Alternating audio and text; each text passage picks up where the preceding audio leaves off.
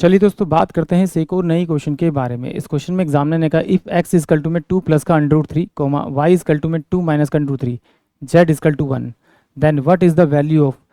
y upon में x z plus का x upon में वाई जेड प्लस का z अपोन में एक्स वाई इजकल टू में 2 ब्रैकेट के अंदर 1 अपोन में x प्लस का 1 अपोन में y प्लस का 1 अपोन में z को सॉल्व करना और बताना कि इसका राइट आंसर क्या है। तो देखिए, इसमें अगर मैं यहाँ पर अगर इसमें y से मल्टीप्लाई कर दूँ और ऊपर y से मल्टीप्लाई कर दूँ तो ये मेरे पास में क्या हो जाएगा, आपका y का स्क्वायर अपोन में हो जाएगा x y और ये हो जाएगा आपका z। यहाँ अगर मैं x से मल्टीप्लाई कर दूँ और यहाँ x से मल्टीप्लाई कर दूँ तो ये मेरे पास में क्या हो जाएगा, x का स्क्वायर प्लस में अपोन में x y और z हो जाएगा प्लस में। यहाँ अगर मैं z से मल्टीप्लाई कर दूँ और z से मैं यहाँ मल्टीप्लाई कर दूँ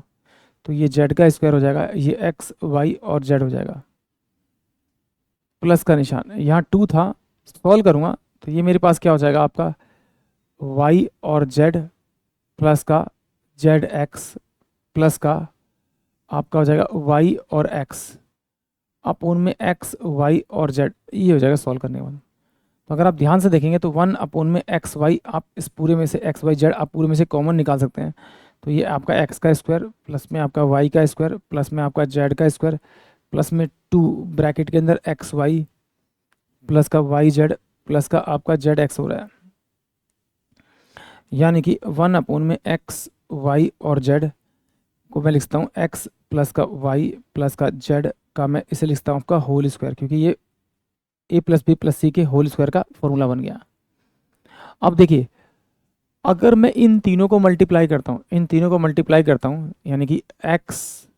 इंटू में y इंटू में अगर z मल्टीप्लाई करूँगा तो ये 2 माइनस का अंडर रूट में 3 इंटू में 2 प्लस का आपका अंडर रूट में 3 इंटू में आपका z की वैल्यू यानी 1 हो जाएगी। तो ये देखिए, जब इसको ये a माइनस बी है और a प्लस बी, यानी इसे लिखता हूँ 4 माइनस का 3 और इंटू में आपका क्या आ जाएगा 1, तो यानी कि ये 1 आ जाएगा, यानी इसकी वैल्यू तो मेरे पास कितनी आ जाएगी, 1 आ जाएगी। तो ये तो 1 का 1 हो जाएगा मेरे पास में पूरा। अब देखते हैं इन तीनों का, अगर मैं इन तीनों का मैं समीशन करूँ, इन तीनों का जब समीशन करूँगा तो ये माइनस वाला और ये प्लस पॉजिटिव वाला कट जाएगा, तो 2 और 2 4 1 5, यानी इसकी वैल्यू आएगी 5 और 5 का स्क्वायर करूँगा तो मेरे पास में 25 आएगा, यानी कि ऑप्शन जो मेरे पास में ए होगा वो इस क्वेश्चन के लिए करेक्ट होगा। आई होप आप सभी क्वेश्चन समझ में आया होगा।